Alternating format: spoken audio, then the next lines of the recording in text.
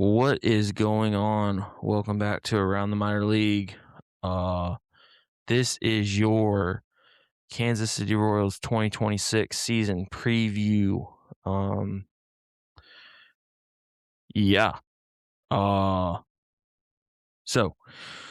talking about the Kansas City Royals today.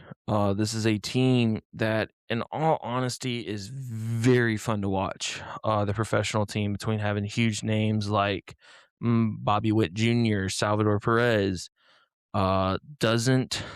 What's the other guy's name? Vinny what? Passanquinta? It's an Italian Something name. like that. He played for Italy this year. I know that. But yeah, this is a major league team that is just on the brink of becoming a potential, consistent playoff team, to be quite honest with you. And their minor leagues are just as scary as their major leagues. And who they have in their organization.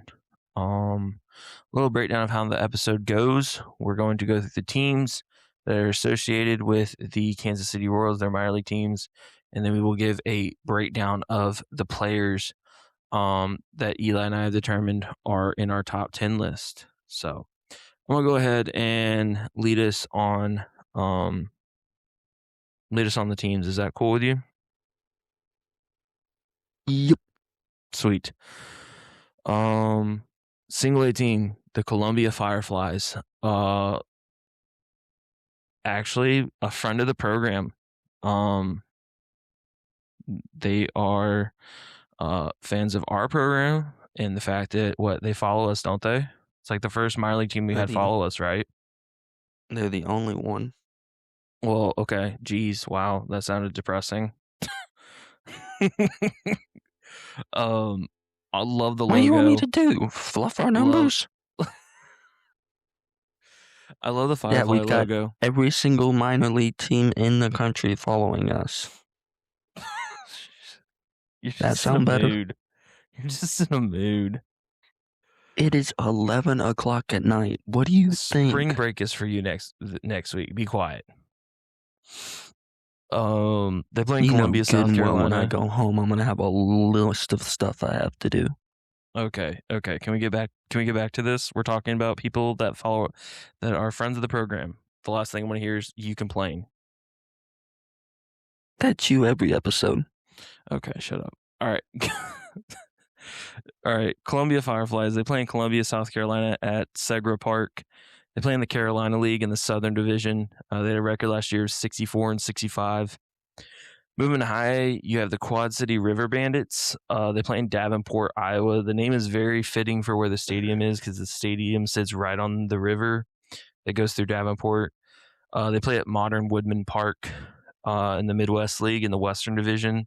They did have a record last year, 74-58.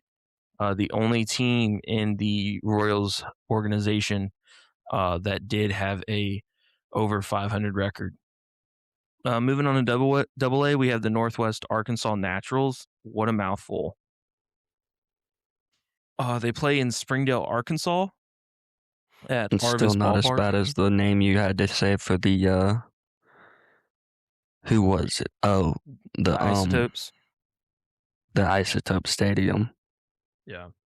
They play at Arvis Ballpark in the Texas League in the Northern Division. They had a record last year of 66-72. Moving on to AAA, the Omaha Storm Chasers play in Omaha, Nebraska at Werner Park in the International League in the West Division. They have a record of 62-86. Do you want my one rant for this episode? Do you want it now or later? Is that the same stadium as the College World Series? It is not, and that is where my rant starts. Thank you for bringing it up, sir. I wasn't going to say anything, but you did it first. What? Why in the absolute crap does the Omaha Storm Chasers not play at that stadium? Once it's already there. I understand that, and I understand that they use it for the College Baseball World Series. Send them on a road trip for a week or two. I don't care. That's where they need to play. That stadium is beautiful. It just sits there. I understand. Now, Creighton does play their home games there, and their timeline does mash up a little bit. But once it's over, why not move him over there? Like, that's a beautiful stadium that sits in downtown Omaha. Play him there. Stop playing him at Werner Park. Nothing against Werner Park. I'm sure it's a beautiful stadium. But there's no reason that you should not have them play where the College Baseball World Series played. That is my rant. I am over. Thank you. That's a missed opportunity. Thank you. I agree.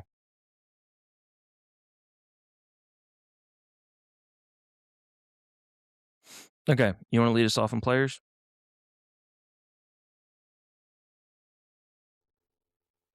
Yeah, trying to juggle two things at once here. All right, then if you're doing that, I'll go ahead and lead us off. You want me to just do that? No, I got it. Okay. Number one on our list is Carter Jensen. He's the number 18 prospect in the minor league baseball. The number 2 catching prospect was Baseball America's Player of the Year for the Royals.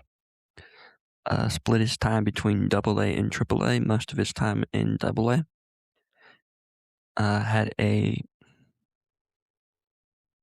You got 2 sets of stats. Did he play Major League? He did. He played 20 games in the MLB last year. Okay. His stats for his minor league time.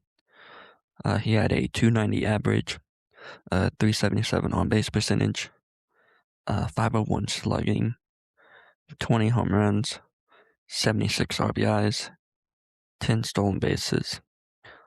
His stats for the majors, he had a .300 average, a .391 on base percentage, a .550 slugging,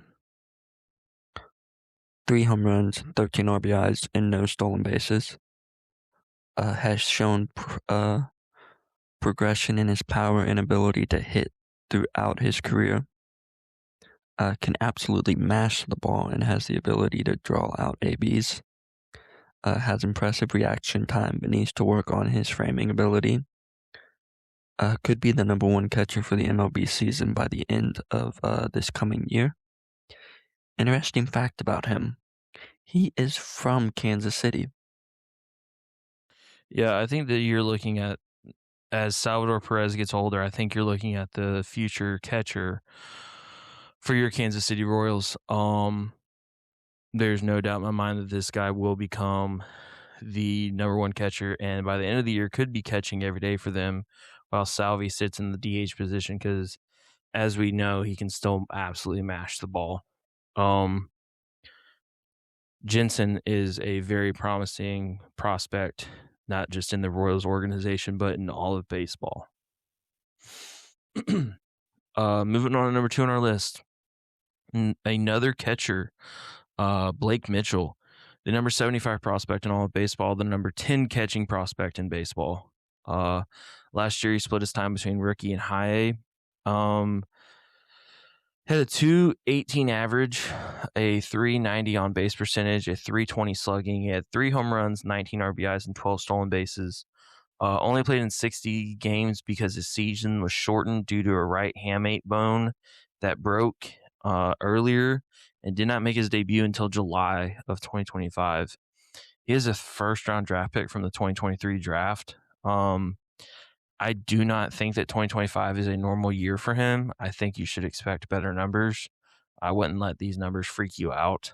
I do think 2026 needs to be a big year from him, not only statistically, but also for behind the plate to show that he can play that position.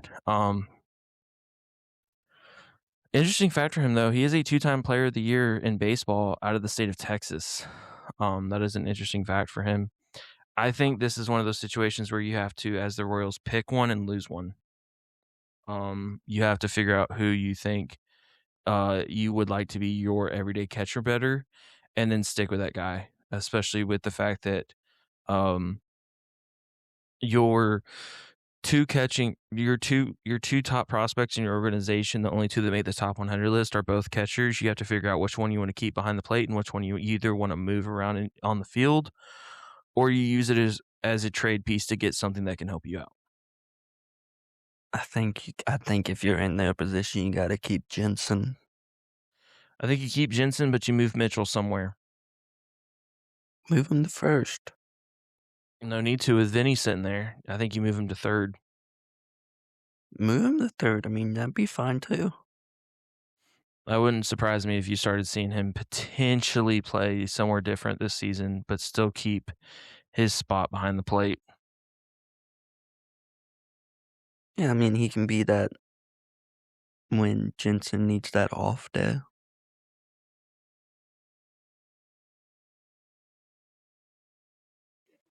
Number 3 on our list is Shane Gamble. He's an outfielder, second baseman. He is a 2025 first-round draft pick. Has a smooth, direct swing to the ball and a very fast runner on the base path. An above-average arm.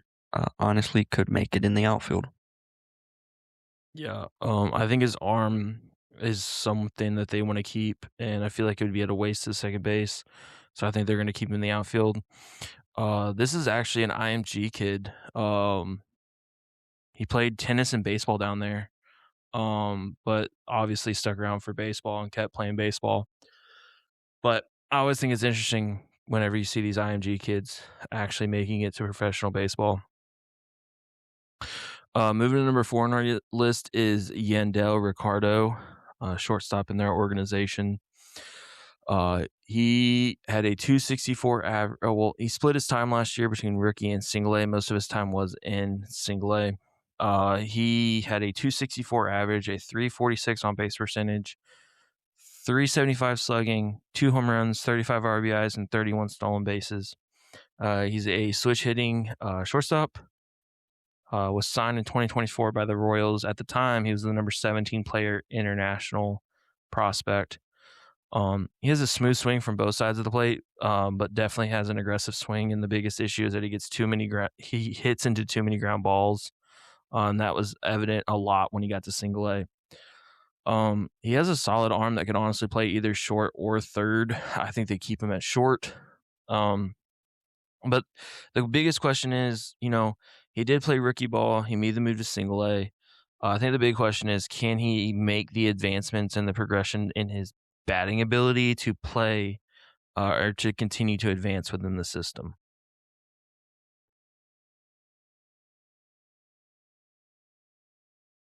No, that's definitely the big question with him, especially if his biggest issue of hitting into too many ground balls. Number 5 on our list is Josh Hammond. He's a shortstop, third baseman. Was a 2025 draft pick. Was a prospect promotion incentive pick. What's that mean? I love that. Okay. So I'm going to read this to you, and this is like the definition from MLB, okay? Okay. The prospect promotion incentive was, or PPI for short, was implemented in the 2022 collective bargaining agreement as a way to encourage teams to promote their best young players to the big leagues as early as possible. And it's added an interesting wrinkle, not only to the draft, but to the way teams construct their rosters coming out of spring training every year. Before the PPI, teams would keep top prospects in the minors for a few weeks to begin the season, then bringing them on their opening day roster, and it kind of benefited service time implications that also added more time for the team to control the players in their contract. Does that make sense? Yeah. Okay. But this incentivizes teams to bring those players with them on opening day, and it hinges on the fact of an extra draft pick on individual player performances and awards. So, to shorten that down, the 2024 season, the Royals brought up Bobby Witt Jr., their top prospect, right? He finishes top 3 in the 2024 AL MVP vote. And because he finished and they brought him up, they got a PPI pick, prospect promotion incentive pick. So this is shortly done right after the first round. And that's where they got this guy at. I know that's a long story, but I'm glad you asked the question because I had to do research about this. But he was a PPI pick this year in the draft. He was the 28th draft pick on the board. Why is this the first time I'm hearing about this? It was just like I had to look this up too to kind of get an understanding of it, but this is quite interesting. I don't know how I feel about that. I like it. I don't know. I'm gonna have to do more research. Getting back to Josh though, he can drive the ball to all areas of the field. Needs to fix on how he hits the breaking ball. His defensive ability is best fit for third. Excuse me. No, the Royals are showing that they're going to be loaded on that left side of the field. But I wouldn't be surprised if some of the guys that we're talking about eventually make that move so that they can move up quickly with an organization to play in the MLB. Moving to number 6 on our list, we have Carson Roccaforte, outfielder in their organization. He had a 258 average, a 373 on base percentage, a 4 slugging percentage, 18 home runs, 74 RBIs, and 43 stolen bases. He played in high A and double A in 2025. Most of his time was in high A. His stats in 2025 show that he's finally found that power in his bat. But there's still work to do. I think they would like to have the average up a little bit more than just at a 258. But this dude is an outstanding defensive outfielder. This dude absolutely covers from gap to gap, in all seriousness.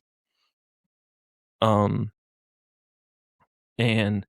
it's his speed that helps him play the outfield position at such an impressive rate, at such an impressive range.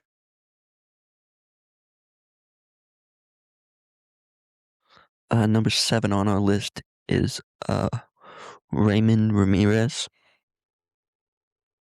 He's another catcher. Played rookie ball and single A, most time in single A. Had a 249 average, 355 on base percentage, 445 slugging, 12 home runs, 61 RBIs, and 7 stolen bases. Was very impressive in 2024 playing in the Arizona Complex League. Missed the month of June and July last season due to hand inflammation. This injury showed a lack of power in his bat once he returned.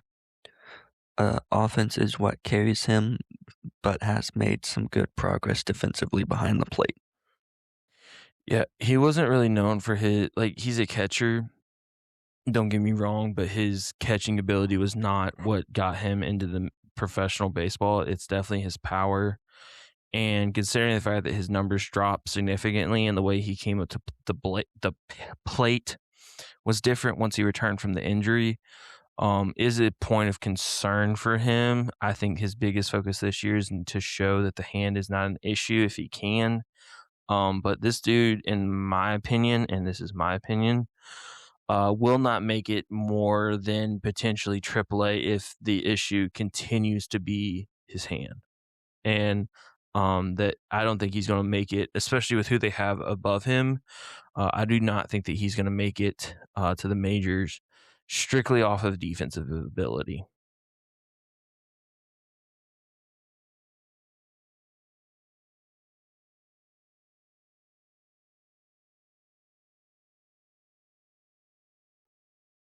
You there? Yeah, I thought you were gonna go to the next guy. Oh, that's right. You did have that guy. My bad. I'm sorry. Dude, it's late. Lock in, buddy. My bad. At number 8, we have Ben Kurdna, right-handed pitcher in the Orioles organization. He split his time between AA and AAA last year. He appeared in 24 games and started in 22. Really, these stats are going to be like, they're not that impressive. I'll be honest with you, he only had 4 appearances in AAA, but his numbers in AAA really hurt his season averages. He had a 2-8 record with a 5.30 ERA. He had 105 in 1/3 innings pitched. He had 106 strikeouts, a 2.53 average, and a 1.44 WHIP. He's got a fastball that sits in the low 90s, a circle change that sits in the mid 80s, which is his best pitch, and a sliding gyro pitch that moves and sits in the mid 80s. His fastball gyro combo is second to none, especially when it looks like, especially when it's compared to current major leaguers. I see the Royals moving him to the bullpen. And that's where I think he'll make a lot of money in a lot of all-star games, is his ability to have that fastball slider combo.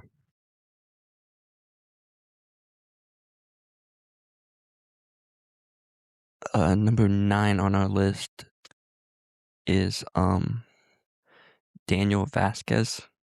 He is a shortstop. Played in rookie, high A, and double A. Most time in high A. Had a 260 average, 333 on base percentage, 351 slugging, 2 home runs, 50 RBIs, and 27 stolen bases. A solid defender. Only area of concern is, can the bat progress to where it needs to be to eventually make it to the majors? Yeah, I don't think defense is a question with this guy. I think the issue is, can his bat play? And 2025 was a year that he showed that it can play. He's not going to hit for power. This dude is not going to drive the ball out of the park.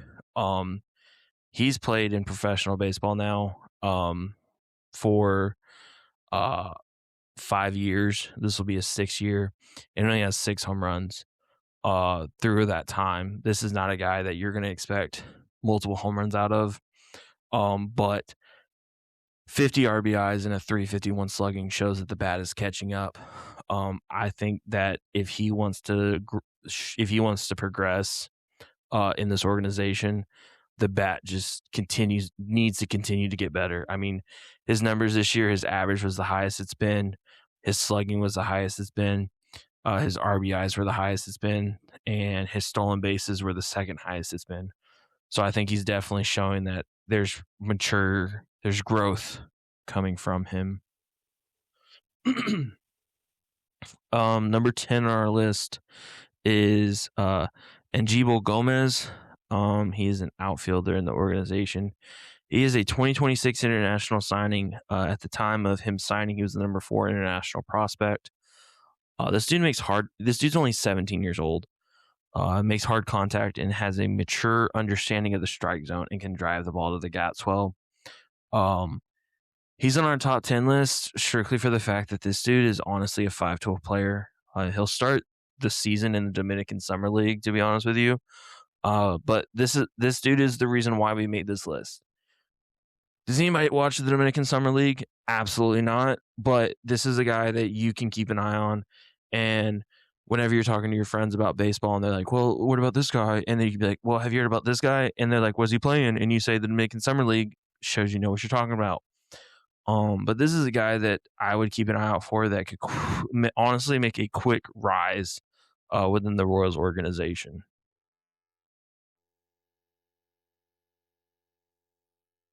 Okay, sir, is there anybody else that you would like to talk about? Nope. Okay. All right. That is your 2026 season preview for the Kansas City Royals. Give us a follow on our Instagram at Around the Minor League. There you can find the links to our Apple Podcast, Spotify, and YouTube. Give us a follow on whatever platform you listen to. Give us a review. Helps us get our name out there even more. Give us a follow on our Instagram. We're trying to grow that as quickly as we can. And shoot us a DM on there if you have a question you want us to talk about on the podcast or a question we can answer. But other than that, you guys have a good rest of your day.